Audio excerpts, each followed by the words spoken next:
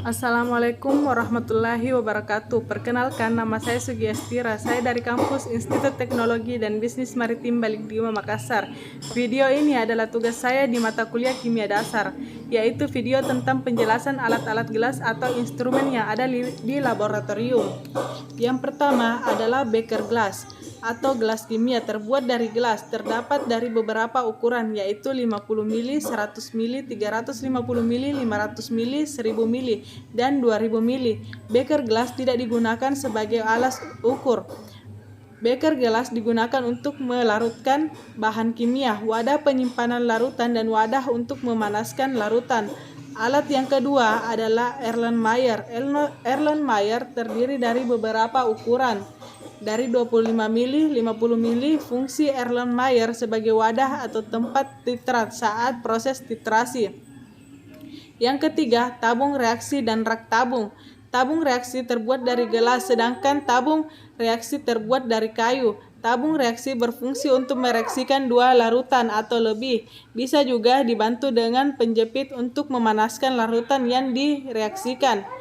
Yang keempat, penjepit terbuat dari kayu digunakan saat pemanasan tabung reaksi. Yang kelima, gelas untuk ukur terbuat dari gelas. Terdapat beberapa skala ukuran mulai dari 10 ml, 25 ml, 50 ml, 100 ml sampai dengan 1000 ml. Gelas ukur digunakan untuk mengukur volume larutan. Yang keenam, pipet ukur terbuat dari gelas. Terdapat beberapa skala pengukuran mulai dari 5 ml, 10 ml, 25 ml. Pipet ukur digunakan untuk mengambil larutan dengan jumlah tertentu yang memiliki ketelitian yang tinggi. Yang ketujuh, pipet volume atau pipet gondok. Karena bergelembung pada bagian tengahnya, pipet volume terbuat dari gelas terdiri dari beberapa ukuran mulai dari 1 ml, 2 ml, 5 ml, 10 ml, 25 ml, 50 ml. Pipet volume digunakan untuk mengambil larutan dengan volume tertentu yang memiliki ketelitian yang tinggi. Rubber ball atau pipet filler terbuat dari karet dan berfungsi untuk alat bantu dalam menghisap larutan. Penggunaannya dikombinasikan dengan pipet volume atau pipet ukur. Selanjutnya, pipet tetes terbuat dari gelas dan berfungsi untuk memindahkan cairan ke wadah yang satu ke wadah yang lain dalam jumlah yang kecil. Selanjutnya, labu volumetrik terbuat dari gelas berukuran 25 ml, 50 ml, 100 ml, 250 ml, dan 2000 ml. Digunakan untuk membuat larutan dan mengerjakan larutan dengan volume tertentu. Kemudian termometer terbuat dari gelas, ada termometer alkohol dan air raksa. Sebagai pengukur, termometer alkohol lebih sering digunakan karena termometer alkohol tidak beracun dan akan menguap dengan cepat. Termometer digunakan untuk mengukur suhu larutan. Batang pengaduk terbuat dari gelas digunakan untuk membantu dalam pencampuran larutan. Kemudian spatula terbuat dari logam digunakan sebagai sendok kecil untuk mengambil bahan kimia yang berupa kepadatan atau kristal. Kemudian Bunsen atau pemanas pertus.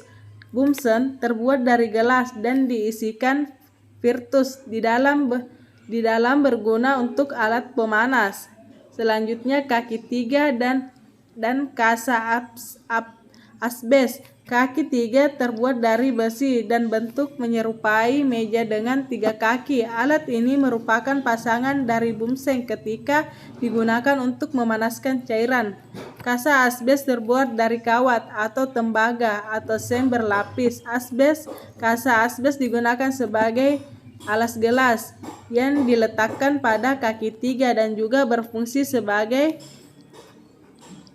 pemerataan panas. Kemudian cawan porselin terbuat dari porselin dan digunakan untuk template atau wadah penguapan suatu zat. Kemudian kaca arloji terbuat dari Gelas digunakan sebagai tempat menimbang bahan yang berbentuk kepadatan atau pasta dan juga digunakan sebagai wadah saat penguapan dalam desikator.